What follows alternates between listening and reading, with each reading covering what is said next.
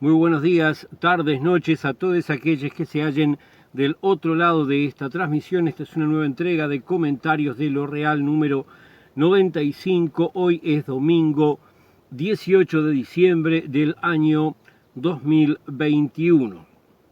Bueno, vamos a empezar con uno de los temas más centrales de esta semana, que involucró en parte al Parlamento y en parte al Poder Ejecutivo. El tema de la ley forestal que planteaba la gente de Cabildo Abierto. Bueno, Cabildo Abierto tiene el planteamiento de un proyecto de ley forestal hace varios meses y quieren que se voten, y a sus socios de la coalición no les gusta esa ley, tratando de que esa ley, que sí había conseguido el apoyo del Frente Amplio, no llegara a votarse. Es que la gente del gobierno, a través del Ministerio de Ambiente y del Ministerio de Ganadería, sacaron una propuesta, un cierto decreto que buscaba regular la actividad forestal para ver si Cabildo retiraba la ley y no avanzaba. Pero Cabildo Abierto no se sintió satisfecho con este decreto, que salió el día lunes de la semana que terminó. Bueno, ¿qué pasó a continuación? Bueno, la gente de Cabildo Abierto llevó el proyecto a votación parlamentaria, se votó en el diputado, se votó en el Senado, y el proyecto salió del Poder Legislativo al Ejecutivo para ser promulgado. Toda ley que se vota en el Uruguay y en muchos otros países la vota el Poder Legislativo, y de ahí se envía al Poder Ejecutivo, que la promulga, esto es, la publica de forma tal que su cumplimiento sea obligatorio. Pero en el caso uruguayo, y en algunos otros también, pero lo que nos ocupa es el nuestro, el Poder Ejecutivo tiene la potestad de vetar la ley. Esto es decir, esa ley no puede correr. Puede vetar toda la ley, puede vetar algunos artículos de la ley. Han habido un montón de casos en la experiencia política uruguaya, desde que está la Constitución del 67, de leyes vetadas, porque no siempre las constituciones tuvieron este instituto. El instituto del veto por parte del presidente de las leyes del Parlamento es una fórmula mediante la cual el presidente es mucho más fuerte que el Parlamento, le da demasiado poder al presidente y desconoce el poder del Parlamento, que es el órgano más representativo, es como un mapa de la opinión de los ciudadanos uruguayos. Bueno, entonces el presidente actual usa ese poder y vetó la ley de forestación. Ante esta situación de veto, la vicepresidente de la República, presidenta por tanto del Senado y de la Asamblea General, o sea, la unión de los diputados y los senadores, dice que está buscando la fecha porque el Parlamento ahora está de receso. A ver, el Parlamento al principio de cada mes fija un periodo dentro del cual va a ser cierta cantidad de sesiones, cierta cantidad de reuniones plenarias en las que se votan leyes. Cuando eso termina, entra en receso. Eso no significa que no están trabajando los parlamentarios. Algunos sí, algunos estarán de vacaciones en su casa, en la playa, donde sea. Otros están trabajando en comisiones, en estudio de casos y de cosas, con entrevistas, con investigaciones diversas. Eso depende de cada legislador que esté más o menos trabajando en este momento. Pero lo que sí se puede hacer es lo que se llama una reunión extraordinaria. Para eso, la vicepresidenta tiene que conseguir el acuerdo de los partidos para que se vote que va a haber una sesión extraordinaria en una comisión que se llama Comisión Permanente, que es la que determina cuándo se llama fuera de fecha al Parlamento, en este caso para tratar el veto que el presidente interpuso a la ley. Cuando se junten, si hay suficientes votos para levantar el veto, o sea, tiene que haber la mitad más uno de los votos de los senadores más los diputados, entonces la ley sale, continúa y finalmente va a ser derecho positivo y tiene que cumplirse. Si no se llega a esa cantidad de votos, la ley se mantiene y, el veto se mantiene y la ley se archiva. Entonces, este es el caso de esta ley, este es el caso de este levantamiento de veto y tenemos que, voy a decir brevemente de qué se trata, porque se habla tanto de la ley, que ¿de qué se trata? A ver, veamos. La ley dice que los lugares donde se deben hacer plantaciones de árboles son en las llamadas tierras de prioridad forestal, vale decir, tierras que no son útiles para la agricultura ni para la ganadería. Todavía la cuarta parte de tierras de prioridad forestal en Uruguay no han sido usadas para forestación. Por otro lado, dice que puede utilizarse hasta un 10% de las tierras que tienen un destino agropecuario. Eso implica que pueden llegar a usarse hasta 1.100.000 hectáreas de las tierras comunes que se pueden usar para la ganadería o la agricultura, pero no más que eso. El resto debe quedar reservada para ganadería y agricultura. Actualmente hay unos 600.000 hectáreas más o menos, según leí por la prensa, no soy experto en el tema, de tierras comunes que tienen un uso forestal y por lo tanto todavía habría lugar para que se siga expandiendo sobre esas tierras con este límite del 10% que el Frente Amplio acompañó a la votación junto a Cabildo Abierto. Esto no detiene la forestación, esto no va en contra de las plantas de celulosa, esto simplemente intenta evitar que tierras que debieran usarse para ganadería o agricultura terminen en plantación de árboles, que es muy bueno para algunas cosas, pero puede no ser muy bueno para otras.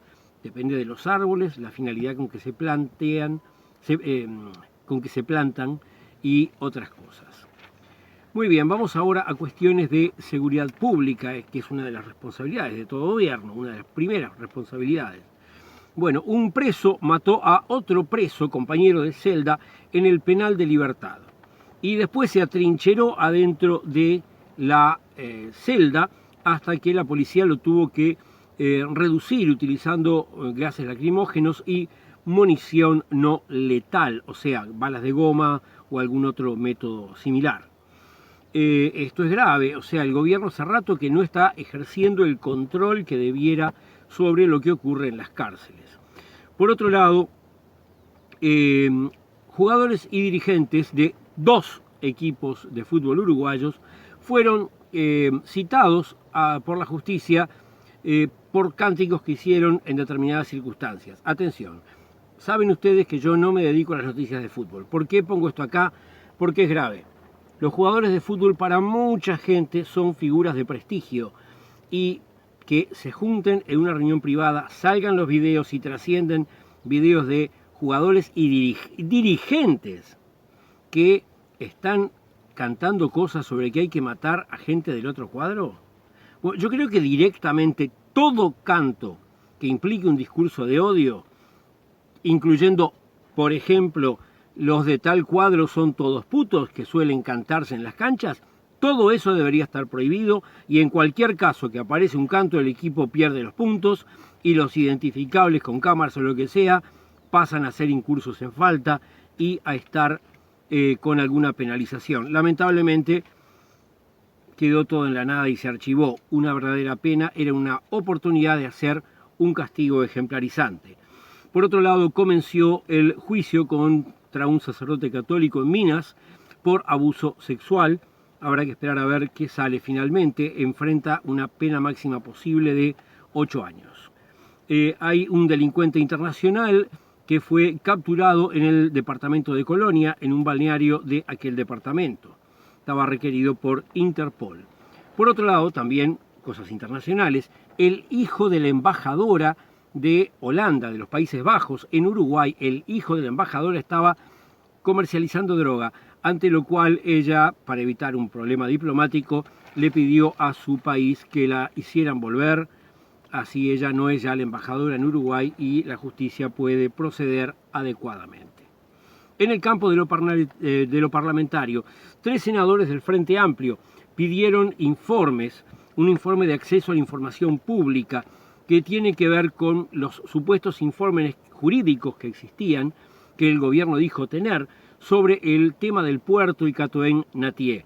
Bueno, en la audiencia que se celebró para entregar esos informes, la gente de Presidencia tuvo que reconocer que no existen informes ni jurídicos ni económicos. O sea, una vez más, el gobierno miente. Por otro lado, también hubo un pedido de informes, en este caso por parte de una diputada del Frente Amplio, Verónica Mato, que tiene que ver con que al morir uno de los asesinos que están presos en la cárcel de Domingo Arena, asesinos represores, uno de ellos murió y el director del organismo hizo una carta laudatoria, como elogiosa, una carta de homenaje. El director del penal hace una carta de homenaje a uno de los presos, a un asesino violador de los derechos humanos. La verdad que a mí me parece que lo menos que merece ese director de penal es la remoción. Veremos qué pasa si es que vuelve a salir en las noticias de prensa. Vamos ahora a cuestiones que tienen que ver con la economía. Solamente 10 empresas privadas y solamente 7 entes públicos han cumplido con los cupos de discapacidad que marca la ley. En todo el año 2020, el Estado en los entes tomó a 23 personas con discapacidad. Hay que tener en cuenta que son 64 personas menos que las que se tomaron en el año 19. Vale decir, este gobierno actual redujo en más a la cuarta parte, está redondeando los números, la cantidad de personas con discapacidad que toma y que sería su deber tomar. Por otro lado, esto está en economía porque obviamente tiene que ver con la gestión económica del gobierno. No toman gente porque ellos quieren achicar a cualquier precio el tamaño del Estado, aunque sea el precio de las personas más necesitadas. Sigamos. Los valores de los lácteos han aumentado, con lo cual las exportaciones de ese sector en 11 meses del año han aumentado un 9%. Bien, hay más exportaciones, mejor economía, el gobierno recauda más impuestos, o sea que tendría que tener dinero, por ejemplo, para esas personas. Sigamos. Tenemos que durante la pandemia, en el periodo de la pandemia, se hizo una medición de cuánto aumentó el gasto en educación. Aumentó en 23 millones de dólares. Muchas veces se habla de que el gasto es inversión, si es en educación. El gasto es gasto, está bien, pero no son pérdidas, como una parte de la prensa tituló. Es un gasto que es obligación. El Estado tiene no como los fines primarios de la primera época que se formaron las leyes sobre el Estado, pero sí como uno de los fines actuales más importantes, la educación. Bueno, tenemos que la Federación Rural, esa que es una de las dos organizaciones que nuclean los estancieros, está peleada con el director de Bienestar Animal del Ministerio de Ganadería. Dicen que él tiene rozamientos, dificultades de relación y sobre todo se quejan de que no han habido avances en un tema que a los estancieros parece que los obsesiona, que es la falta de control de las jaurías de perros sueltos. ¿Hasta qué punto eso es cierto? ¿Hasta qué punto no es cierto? No lo sé. Pero lo cierto es que están pidiendo que este hombre renuncie. Tenemos por otro lado que en Tacuarembó va a realizarse una inversión de 60 millones de dólares por parte de un aserradero que lo que va a hacer es producir madera para la construcción. O sea, no toda la madera es para la producción de celulosa. Acá estamos hablando de un aserradero que produce madera para la construcción, donde se usa mucha madera, no solo la que queda, algunas se utilizan y después se tiran, etcétera. Bien, esto está muy bueno, genera trabajo y demás. Por otro lado, en Canelones, también dentro de la parte rural, 625 colmenas de abejas, obviamente, fueron afectadas y se detectó que en el producto de esas colmenas existía un producto que estaba prohibido desde el año 2009. Atención, cuando se prohíbe un producto hay que tratar de prohibirlo con tiempo para que no siga habiendo un efecto residual, porque esto, una de dos, o es un efecto residual o hay gente que sigue vendiendo y usando un producto prohibido. Espero que no sea lo segundo. De todas maneras, la gente del Ministerio de Medio Ambiente va a hacer una investigación en aguas y suelos para verificar que también esté o no allí, y los productores apícolas están diciendo que prácticamente perdieron lo que habían producido para la zafra de este año. Por otro lado, la calificadora Fitch, las calificadoras son consultoras internacionales que le ponen nota a los bonos que los países emiten y a la marcha de su economía, que eso genera qué tanto del exterior compran o no nuestros bonos y la posibilidad de tener una financiación más o menos liviana de las deudas uruguayas. Y bueno, pasaron la perspectiva que estaba en negativo a una perspectiva estable. Corrijo, a ver si quedó más clara. La perspectiva era que la economía uruguaya iba para peor, dicen que va a seguir igual, o sea, está mejor que lo que estaba. Bien, entonces si está mejor que lo que estaba, ¿dónde está el derrame? ¿No dicen siempre que es toda una cuestión de derrame? ¿Que cuando está mejor nos tiene que llegar a todos? A mí no me llega. ¿A usted le llega? Sigamos con más noticias. Vamos ahora al campo sindical. Los trabajadores no docentes de secundaria están denunciando la existencia de violencia verbal, acoso y maltrato psicológico por parte de la dirección de 2 liceos de la ciudad de Montevideo. Exigen la investigación administrativa sobre estas personas, que implica la remoción de esos directores del cargo para que no sigan haciendo esas cosas mientras se investiga. También dentro de los sindicatos de la enseñanza, ADES, el sindicato de los docentes de Montevideo, parte de FENAPES, el sindicato nacional, denunció persecución sindical para todos los trabajadores docentes sindicalizados de parte de secundaria y lo denunció ante el Instituto Nacional de Derechos Humanos. Por otro lado, el sindicato policial de Maldonado rechazó la represión contra, cito lo que dice la prensa, que dice que lo dice la gente del sindicato, el sindicato policial rechaza la represión contra la clase obrera. Muy bien, muy bien. Está bien que el sindicato policial se sienta parte de la clase obrera y reclame por la misma. Se está refiriendo a la represión que algunos efectivos policiales realizaron en contra de una manifestación de trabajadores del transporte interdepartamental. Yendo al tema del transporte interdepartamental, bueno, tenemos que aparentemente habría un acuerdo, por lo cual, si el mismo es ratificado por los trabajadores en los próximos días, el paro que supuestamente iba a ocurrir el jueves 23 quedaría sin efecto. Los trabajadores de la producción de medicamentos están advirtiendo que en los últimos 3 meses hubieron 3 accidentes en los laboratorios donde trabajan. Hicieron un paro y movilización, paro parcial, y movilización concentrándose frente a Megalabs, donde murió un trabajador en el año 2017, y Fármaco Uruguayo, donde hubo un accidente hace pocos días con 4 trabajadores heridos.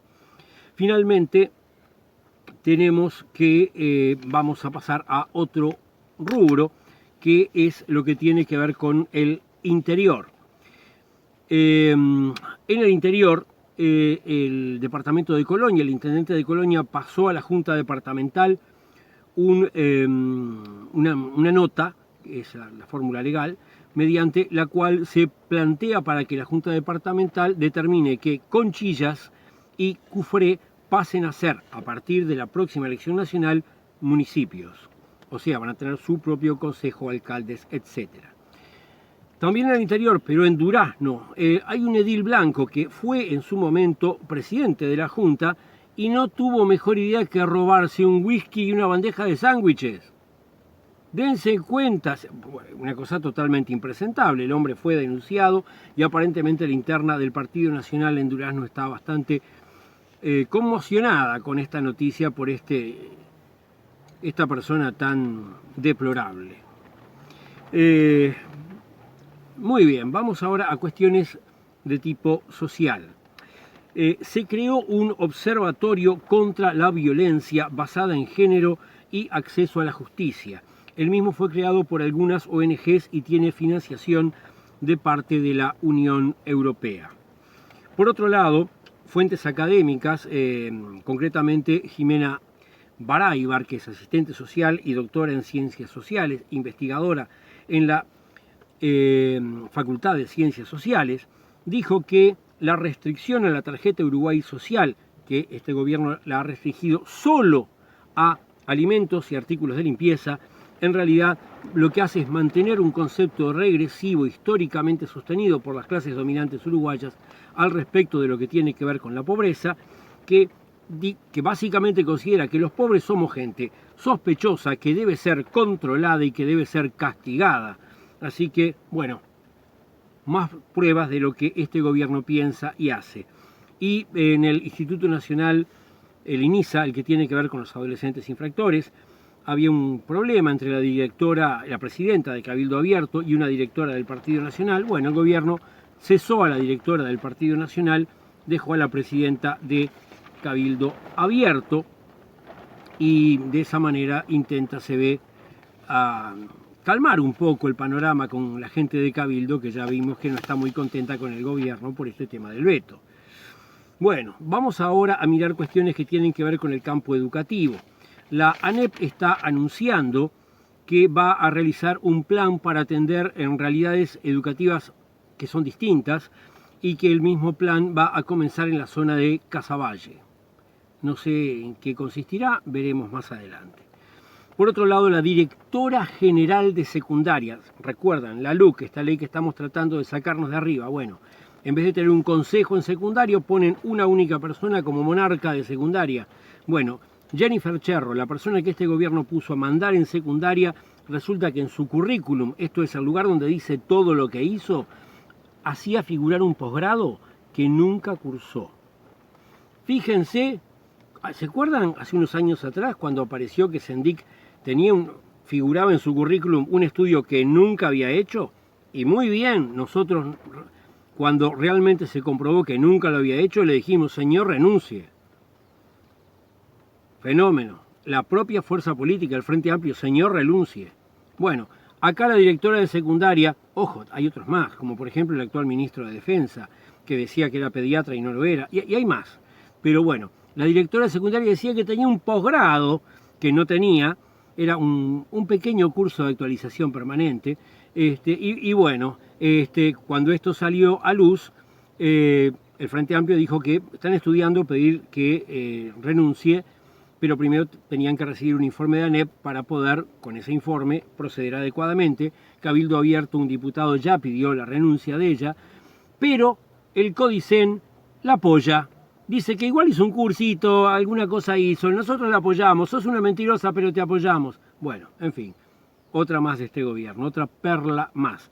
La UDELAR creó, por otro lado, el Centro de Estudios Interdisciplinarios Feministas, cosa que es algo muy bueno.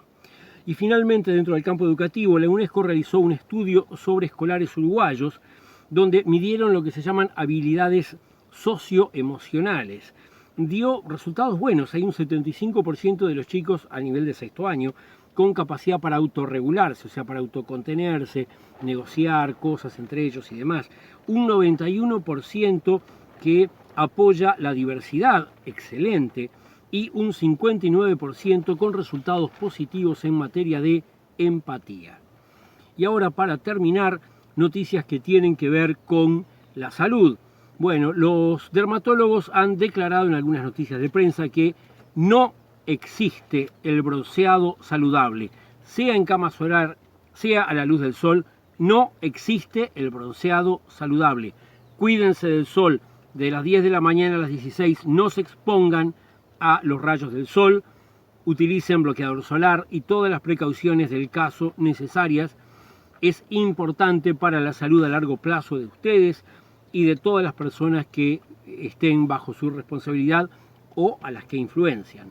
Por otro lado, en ACE se ha medido que durante la pandemia los números se empeoraron en varios temas.